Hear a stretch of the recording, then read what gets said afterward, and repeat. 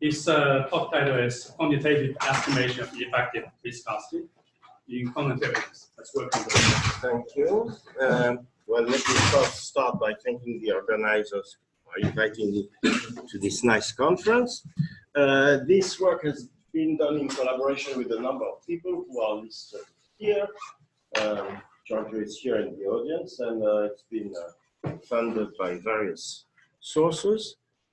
And so let me start by giving an outline of my talk.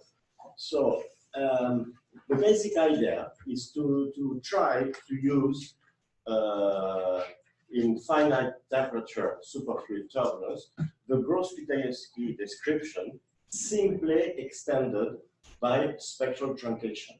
So, and the aim of my talk is to give a quantitative estimation of the effective viscosity one has in this approach. So obviously, before reaching this point, I have to describe a number of things. So first of all, what is the TGPE and how is it used? And the way I'll do this is to start by giving quickly a few basic definitions and useful tools about TGPE. And TGPE is for truncated Gross-Pitaeveski Equation and finite temperature effects. I need to talk about spatial temporal effects because spatial temporal spectra, because they will be central for the viscosity estimation. And I'll have to say a few words about helicity and quantum flows because one of the flows we will consider will be the helical ABC superflow, okay, finite temperature. And I'll have also to talk about the Taylor green because this is the one we will use for the estimation. So this, I guess I can go very quickly given the actual audience. You all know about that. So that's the standard Gross-Pitaeveski equation approach. And of course you all know about Maglung transformation and the velocity of sound and the healing lengths and the superfluid vortices. I don't need to go to that. Another technical thing most of you know about is something that was introduced a long time ago in the Norrie papers, is that the kinetic energy part, the one that's a modulus of gradient psi square, you can use the Maglung transformation to decompose it into kinetic energy terms. And these kinetic energy terms you can separate into compressible and incompressible. And you can actually use this field, which makes a quadratic quantity. So you can use Parseval theorem to have energy spectrum. And this is very useful if you have a fluid mechanical background to be able to look at spectrum of compressible and incompressible kinetic energy. Okay, so now about TGP. This is from an old PhD tutorial by Nick Broukakis. And it's just to say that there are many different methods used with the pro and cons and stuff. And one of them is the truncated Gross-Pitaeveski equation, which says, based on the assumption that all relevant modes of the system are highly occupied and therefore behave predominantly in a classical manner. So this is a classical field method, all right? So what is the idea? The idea is you take the Gross-Pitaeveski equation, but here you put a gularity truncation operator, which reads like that in Fourier space. So it basically kills all the Fourier modes with a higher wave number. This is, by the way, what is automatically done whenever you do a numerical simulation of Gross-Pitaeveski equation, because you have maximum wave number.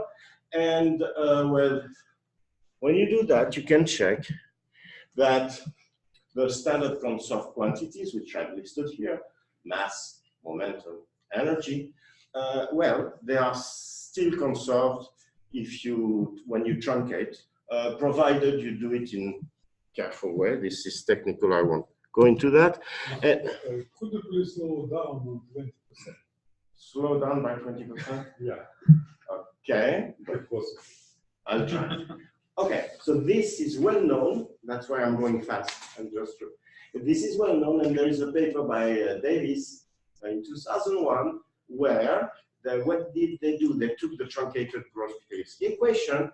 They just started it with some initial condition, and run it for a very, very long time, and it reaches a thermodynamic equilibrium, okay? And obviously, as you have three conserved quantities, this thermodynamic equilibrium is indexed by the values of these three conserved quantities, which are mass, energy, and momentum. And if you forget about momentum for the moment, give a fixed mass and vary the energy, then you have condensation transition that is below some energy. The lowest line wave number, k equals 0, gets occupied. And this is a standard normal to superfluid transition. All right. So now I'm accelerating a little bit. Some time ago with Giorgio here, some almost, how many years ago is that? 10 years? Almost, yeah, 8. We revisited this thing by introducing new algorithms. So, okay, what I told you about is it's going to, it's well known, it goes to an equilibrium in a microcanonical way, okay? But you can actually generate the canonical equilibrium. We introduced an algorithm for that, which is basically what some people in the community call imaginary time Gross-Pitaeveski equation with Gaussian noise, white noise, and you can show that this stochastic process goes into the good canonical, grand canonical equilibrium.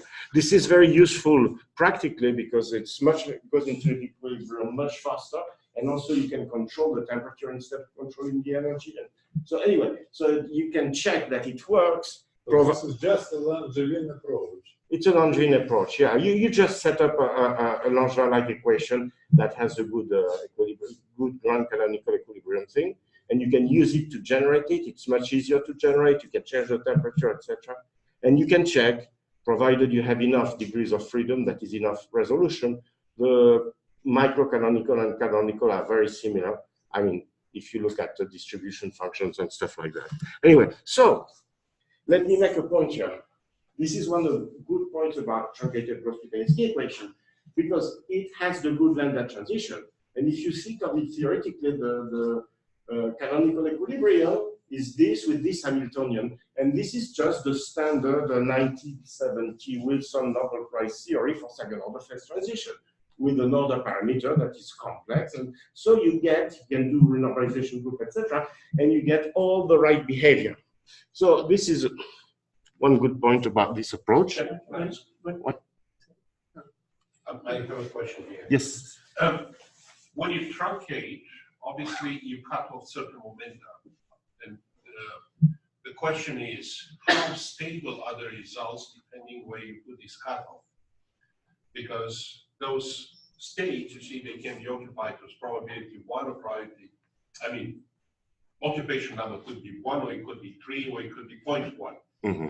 You see, and varying that, you see, can influence, you see, the statistical ensemble and critical temperature and all kind of other properties. You see, so how stable are results Okay. for So homogeneous system and inhomogeneous systems? all right. So they depend very strongly on the cutoff you choose. Now, if you can think as a, let's think about, suppose you do the same thing with black body, okay? So you get the Jeans distribution, right? And the Jeans distribution up to cutoff. And now suppose you want to map that into real physical black body. Well, the real physical black body, the cutoff is when you have h bar omega equals kt, right? And then you get the cutoff in. So you would have then, if you want it to be physical, you would have to adjust it to this physical cutoff. But here, for instance, in this case, we are not doing this. We are studying the transition here. So it turns out that because of renormalization group arguments, etc., it works perfectly there. But for instance, the low temperature thermodynamic you get from this model is not correct, because you are supposing that all the modes are occupied. Yeah. So okay. in particular, do you obtain correctly the transition temperature, or do you have to do? No, you will not. Anyway, the temperature transition is not a universal thing. It depends. So no. So you do find a scaling analysis or something like that. Okay, so it's a complicated question. I would have to go back to the PhD tutorial thing. I mean, it's just one of the models, and it works, you are supposing that all the modes are highly occupied. So obviously this is not always true. And if you just go on with that when it's not true, you get rubbish. So you can say that you have an undetermined scale in the theory. Absolutely, this is very important. I have this truncation wave number, and it is one important parameter. Yes, you're right. Thank you. So turns out that some work we did with Giorgio is now that you have these things, you can play a game which is put vortices, and together with it put some thermal equilibrium. So here we put vortices with a counterflow. And what do you see? Well, you see that the counterflow is dragging the vortices. And you can actually measure that and relate that to the temperature, the counterflow, etc. Put it in dimensionless forms, and it gives you a reasonable mutual friction effect. Okay, you can do the same thing on a vortex ring. So without counterflow, the ring will shrink, of course, because the system is going to some equilibrium, and it will shrink according to a reasonable law coming from mutual friction. And if you put enough counterflow, it will not shrink. And if you put more counterflow, it will go up. So let's just say that you get in this model reasonable, not only do you have the correct transition, Landau transition, but you also get reasonable. Can I ask this question? Because you wrote the equation, you see, and you had a W there. Yes. It doesn't clear to me what it was. So this is the parameter which defines the counterflow, right? Let me go. One more. Sorry, where was You I? have the equation, you see, with W. Yeah. It's just your flow that you put in your box, right? Where was it? Here is W. Yeah. So I'm putting vortices and a thermal equilibrium. The thermal. From outside. So this comes from this Lagrange multiplier, and this one controls the amount of counterflow, right? Okay. Thank you. Yeah. So that's the effect of. So basically, it puts, the thermodynamic equilibrium is many sound waves going all over the way. And this Lagrange parameter puts more sound waves in one direction than in the other. These sound waves are scattered on the vortices. And if there is an imbalance from right to left, you have this effect, okay? So the coupling is through sound wave scattering, and the equilibrium is a gas of sound waves at low temperature. At least you can describe it like that. And the vortices are there, and they do scatter the sound waves. This can be studied. So where was I? Okay, so I was there, right? So now I need to introduce, you see, I have to speed up because I have to finish in time. Now I need to introduce a new tool that I will use. It's a spatial temporal spectrum. So what are they and why are they useful? Well, I'll give you an example. So by the way, everybody is putting Madloon like that, and they say there is no vorticity because phi is the velocity is the gradient of the phase. But the phase is not single-valued function, so really the vorticity is really like this. So it's a zero because it's a delta function, but it's not zero in the distribution sense. Anyway, okay, spatial temporal spectrum are useful, blah, blah. I'll show you why. Okay, this is an example of a big computation with the Taylor-Green turbulence. This is one vortex that has been extracted. If you look at the vortex, there are clearly some Kelvin waves on it. Now, if you try to see the Kelvin waves on the Fourier spectrum at one time and the energy spectrum, it's a mess because everything is mixed up in this spectrum. Now, if you do mixed space and time spectrum, which you can do easily just by outputting some 2D cuts of your 3D field in time and then doing a Fourier transform in time, and you can reconstruct a spatial temporal spectrum, K omega. And there, because the Bogoliubov and the Kelvin waves have very different dispersion relation, you can see one or the other and detect them.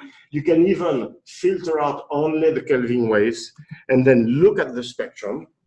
And then we see what we cannot say between, we can really say, but it looks more like Victor's than like the other guys, okay? So, but you can like that extract things. And, okay. So now I'm done with the spatial temporal spectrum and Kelvin wave. Now, I need just one more thing is about helicity. So I won't have time to go through that. Okay, this is an explanation on how helicity can be defined in those four. I will just need to define it. So helicity in a classical fluid, helicity in a classical fluid is this, integral of u and omega. We've seen that omega had some deltas. So omega is a delta on the line.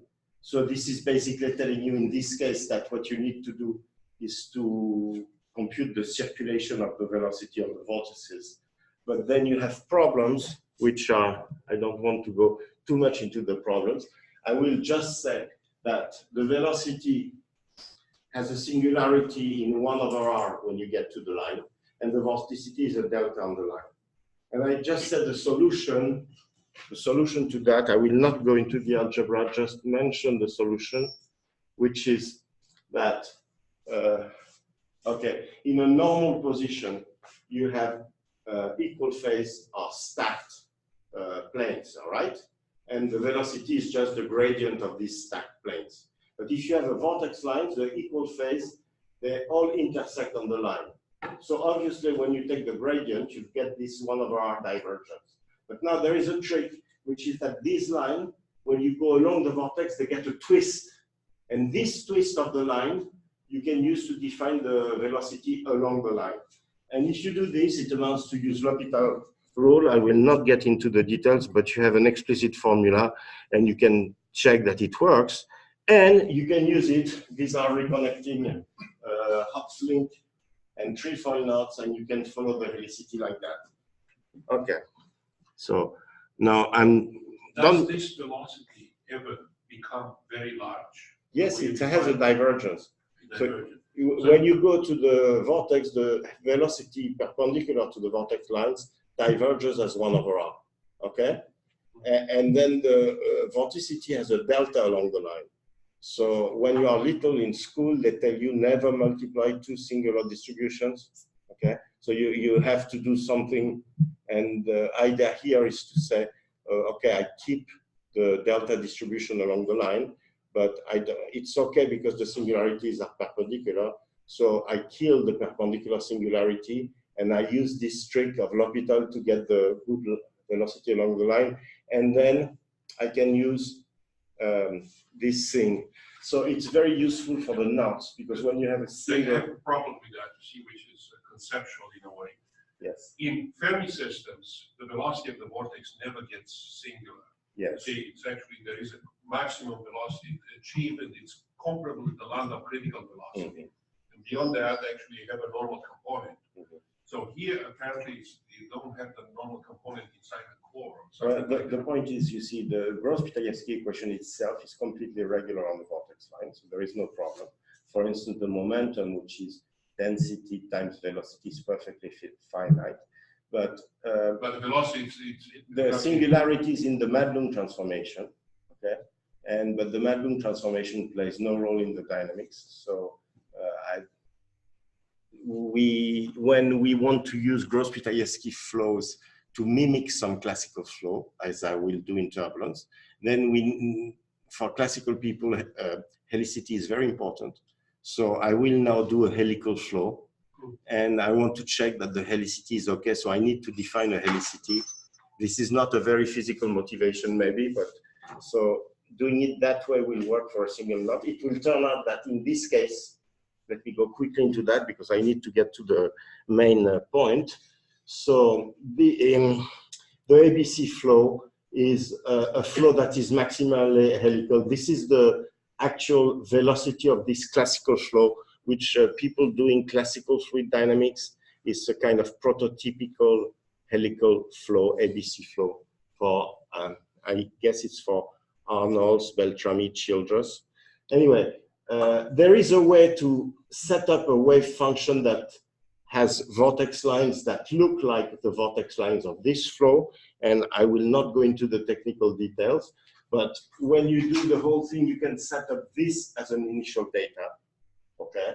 And by the way, this has a huge number of links that contribute to the helicity.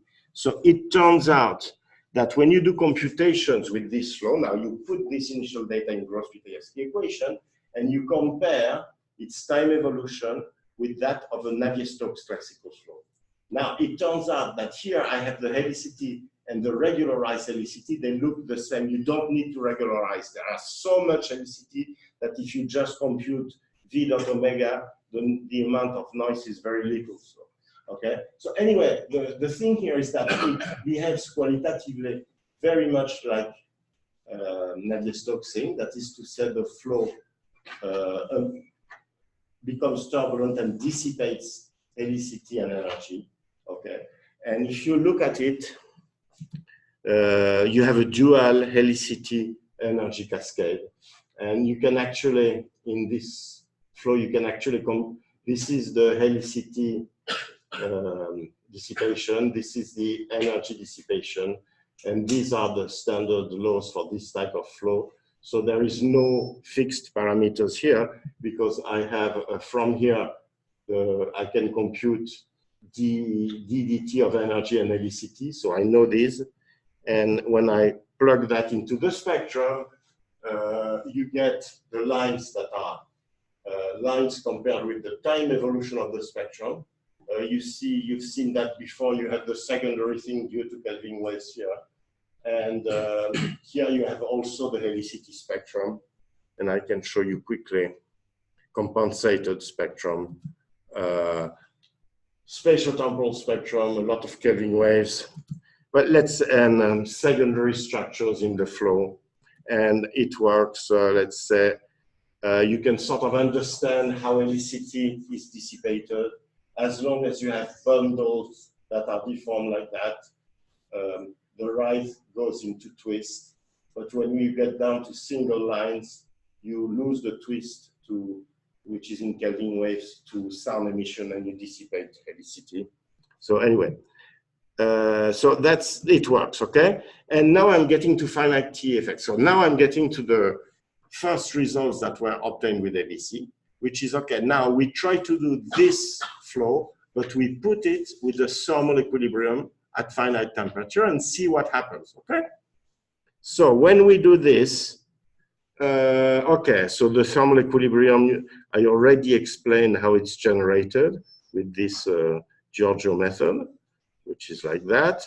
So this is, by the way, the fraction of condensed as function of the temperature. This is a typical mass spectrum of the equilibrium. And I combine the thing, and I get these evolutions and this spectrum. I don't have much time. I will just show you movies so you will understand. This is the evolution of the compensated energy spectrum. The one in blue is T equals 0. So here you have the inertial range, okay, because it's compensated.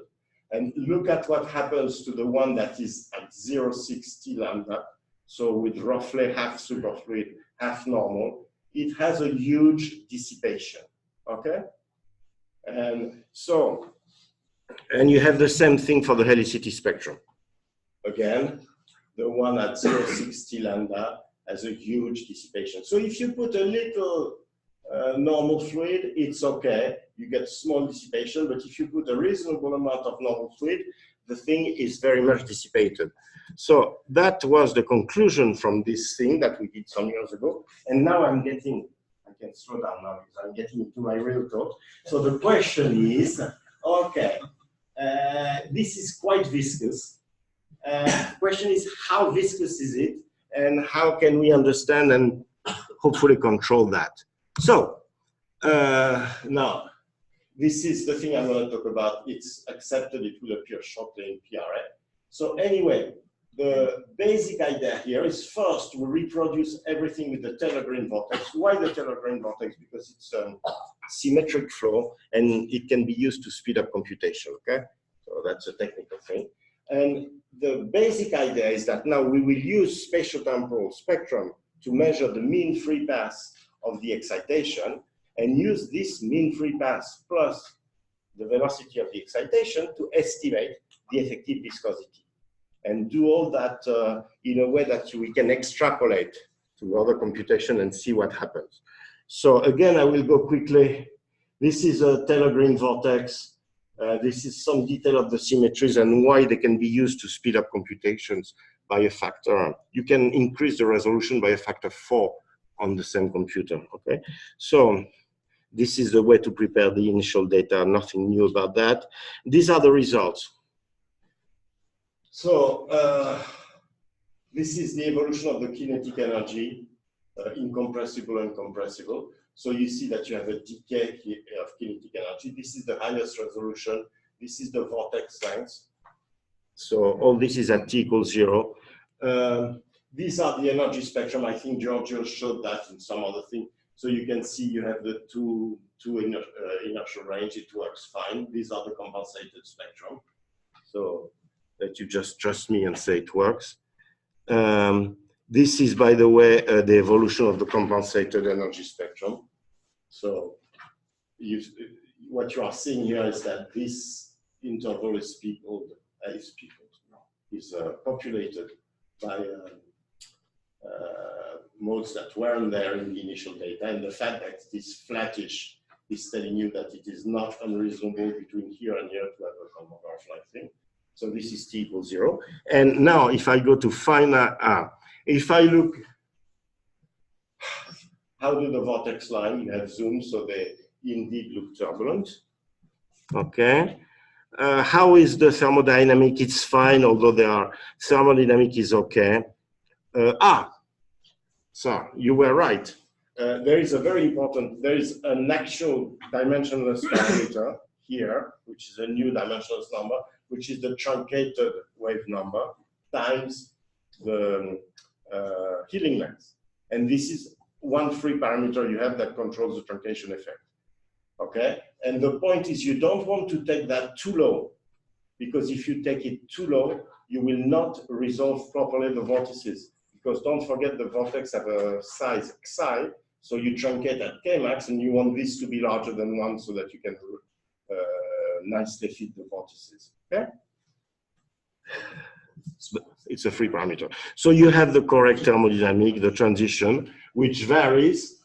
If you change this value, you get different ones, but if you change the resolution within this value, you find the same thing, you see? Anyway, we can go on like that. And so this, now finite temperature effects. So this is 0 temperature, I increase. You don't see much here because you are dominated by the thermal energy. Can I ask a question? Yes, sure. Finite temperature, you create an initial condition using your stochastic method. So that's for the thermodynamic equilibrium. Correct. It depends on the temperature. On the other hand, what do you do with time after that? well, on the other hand, don't forget, I have this initial data that I can use at 0 temperature. That is my flow. It's a vortex array. I showed the vortex array. And if I evolve that in Gross-Pitaeveski, it's the t equals 0 thing. And this is what you're showing here. So here I'm mixing the two. Yep, that's the problem I have, because the stochastic method gives you a density matrix, while for Gross-Pitaeveski time dependent, you need a wave function. So how do you extract one from the other? The stochastic method here gives me a representative field of the grand canonical ensemble. So it's something, and this is technical, by the way. I could get the equilibrium by just integrating the Gross-Pitaeveski equation until it thermalizes. Okay, it's a microcanonical thermalization in that sense. Then you have this equilibrium. It's the thermalized state. Okay, but it's just one field. And now you make a product of this field and the other one. This is what I showed when I was doing the counterflow effect. Remember? So it's just a simple product. It's just a simple product, yeah. And so this is additive for the velocity, and so you have these two together, and you study the effect of having more and more excitation in the thermodynamic thing. This is the way to proceed with this model, with all its limitation, test field model, which is truncated Gross-Pitaeveski equation. I mean. Okay. So all the excitations that you create, they have by default in equilibrium, thermal equilibrium. The thermal part, yes, they are created that way. See, if you put them alone in Gross-Pitaeveski time evolution, you would just get the fluctuation around microcanonical this time equilibrium, okay? And all right, so it works again. I'll get to the viscosity. Let me just, what happened there? I touched something. I don't know what happened. It's escape. Try restarting your PowerPoint or whatever. I don't know. And then play. Yeah. On the right. On the right. Yeah. Okay. Thank you. Sorry about that. So I will go quickly because now if I go on with all the transparencies, it's just apart from helicity, it's doing again like the ABC. And so I'm reproducing this high viscosity thing in a reasonable way. And what I want to do now is to estimate the viscosity in this case. So I'll go straight to that, okay? So it's doing okay, the spectrum are okay. Here are how the spectrum evolves now with various temperatures. So now I have only the energy spectrum, but look again, when I increase the temperature, I get more and more dissipation. Those are the kinetic incompressible energy. So you see that's the blue one is T equals 0, and the other one are different temperature that are more damped. So it works fine, except I can do a lot more computation for the same amount of dollars because I'm using the symmetries.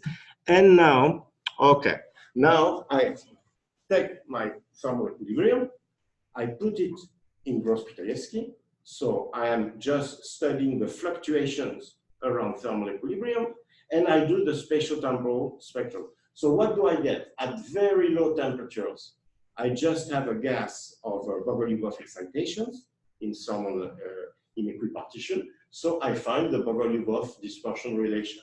And when I increase the temperature, here is what happens. The Bogoliubov relation, of course, gets changed because the amount in the condensate is depleted more and more.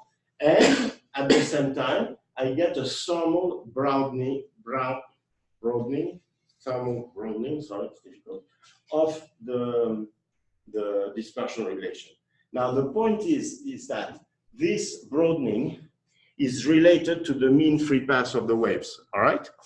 So I can measure the broadening by doing some fit of the spatial temporal thing, and I get the delta omega at a given k, delta omega thermal broadening as a function of this dimensionless parameter and the wave number. Okay? And proportional to the k squared. Broadening. What? Broadening is proportional to the k squared or not? Heterodynamic it must be. Well, but we have a Bogoliubov dispersion relation. Remember, it's not just k squared the dispersion relation. So I don't know. So it's increasing. Okay, but I don't know if you can say here. What do you remember, Giorgio? Not really. Unless you're at very high temperature. So it's not really, the point is that now don't forget that what is proportional to k squared here is the number of waves. Okay, because of phase space, I get a 4 pi k squared decay waves. So in fact, the waves that really count are the one near k max, I mean, in the momentum balance, etc. So what we are really interested in is we don't care so much about how large-scale waves are damped because they don't contribute so much. What we are interested in is what is the mean free path of short wavelengths, high K, okay? And now this is basically order of magnitude estimates. But what is the dash line, the vertical dash line? Giorgio, what do you mean? What? Healing length. Healing length. Wave number corresponding to the healing length. So that's how it depends on the cutoff, right? Yeah. Basically, it's like K max is inversely proportional to the interaction, to the G. Yeah. Okay.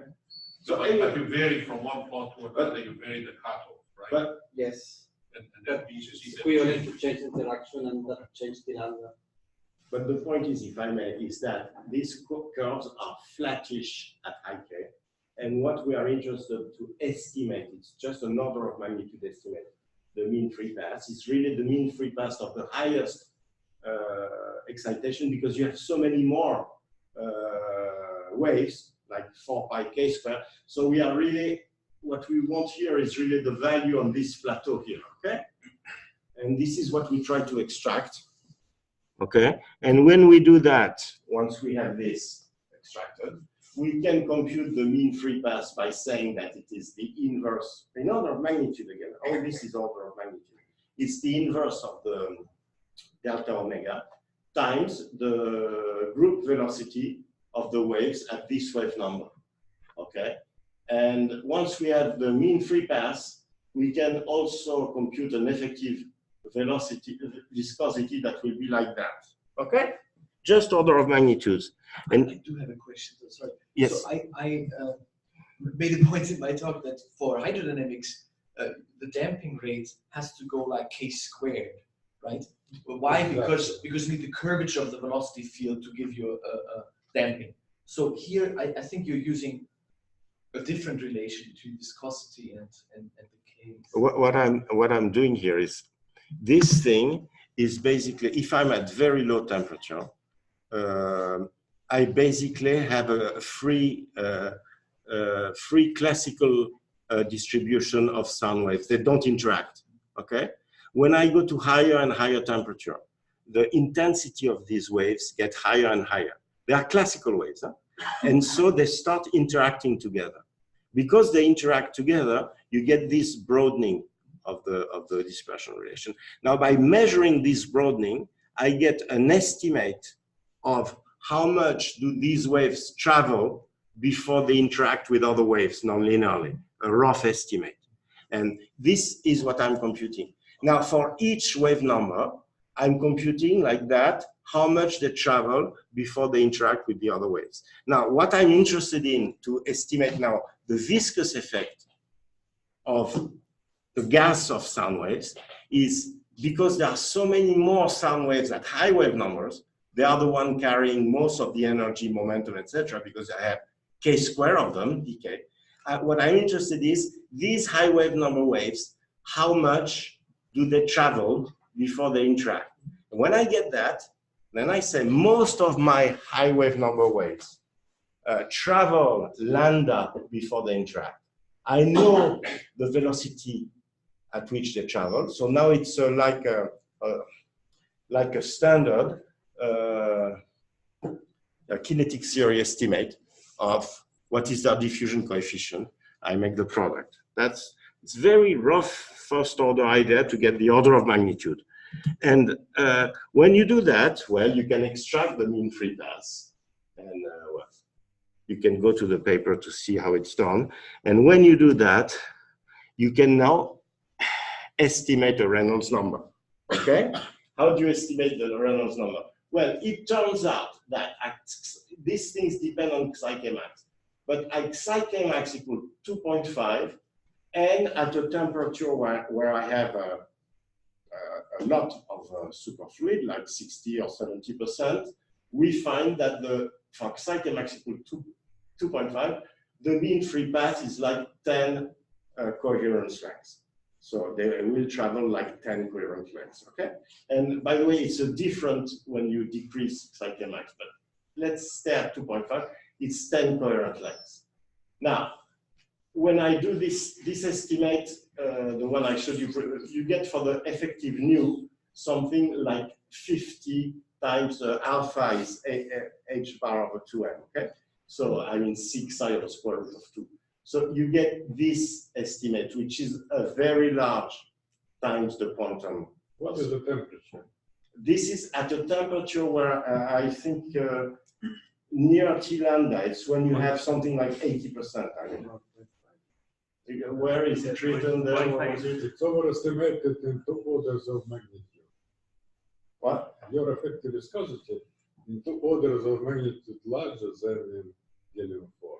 Yeah. So wait, let me go on. So anyway, when you do that, you can sort of, now, when you actually do a computation with this thing, as I said, you need to fix psi so that psi k max has some reasonable value so you can see the vortices. So when you increase the resolution, psi will decrease like resolution -1. So I'm here doing a just basic order of magnitude, and I'm saying that this is how the effective viscosity will work with the resolution. And so this is the Reynolds number I can estimate. And now I put an equal sign, and there is a dimensionless number I need to put here, which I don't know, okay? So it's Cn over 500. Now, how can I estimate this number? Because this number could be 10, huh? So how can I estimate it? So what I do is now, it's very rough again, huh? It's just I compare a viscous Navier Stokes evolution. So this is a viscous Taylor-Green Navier Stokes. This is the energy dissipation as function of time when you vary the Reynolds number. So if it's very viscous, it just decays. And if the Reynolds number is high enough, you first create small scales and then it decays. Okay, so this is the viscous Taylor-Green at Reynolds from 7 to 1800, I guess. Okay, and what I do now is I look at the evolution of the first modes in small shells. These are modes like, I don't remember, but k equals 3, 5, 6, 7, something like that. I look at these modes and I compare the various Navier Stokes I have with the actual Gross-Pitaeveski mode, okay, in the Gross-Pitaeveski finite temperature thing, and I try to see where does it fit, okay? Where does it best fit? So here you have the various modes, and the Gross-Pitaeveski one is this one, this one, this one, this one. So again, it's very rough, but when you do that, you get the conclusion that the fit is okay with C equals 7. Okay, this number. So I fixed the dimensionless number by doing comparison with Navier Stokes. And now I'm finished. That's great. So I'm almost finished. I'm before last transparency, before the conclusion. So then, when you roll all that, you say, okay, if I'm psi k max equal to 2.5, I get this Reynolds number. And if I have psi k max equal 1.5, I get this Reynolds number. And these things, of course, when now we go back to the viscous Taylor-Green or to the viscous, to the finite temperature Taylor-Green or to the finite temperature ABC, this explains quantitatively why we were so dumped and how much we are dumped. And from that, you can realize that you need an unreasonable amount of resolution if you want to do a turbulent normal fluid with this model. You would need, actually with a good supercomputer, you can do a few thousand cube resolution. You would need like 10 times more, like 20 or 30,000 cube to start having a Kolmogorov zone. So this is how the model is too viscous. Let me just quickly conclude. So this I've already said. And so, okay. So it is, we cannot decrease. What can we do? We cannot wait 50 years to have a quantum supercomputer so we can get to 10,000 cube. So what can we do? Well, one thing we can do maybe, that's for the future, is to manipulate the dispersion relation or the interaction in the Gross-Pitaeveski equation so that we could decrease the mean free path. Because the problem was, the root of the problem was in truncated standard Gross-Pitaeveski equation, if you estimate the mean free path of the thermal excitation when you are at 50–80% of normal fluids, they are like 10 or 20 times the coherence length. So can we decrease that? So maybe we can by manipulating the Bogoliubov dispersion relation, playing with interaction, or do something else. If you have ideas, and this is it. Thank you. Okay, all right. Questions? We have probably time for 1 or 2 questions. Go ahead, Tom. What is the ratio of nu and the quantum situation? So it was like 80 or 20 or something like that because of the mean free paths. I mean, that's the problem. We have to find a way to have them interact more. Yes. Okay, okay. Thanks. I just have a brief technical question. When you show these infrared spectra, I mean, these are always the spectra in the realization of your field.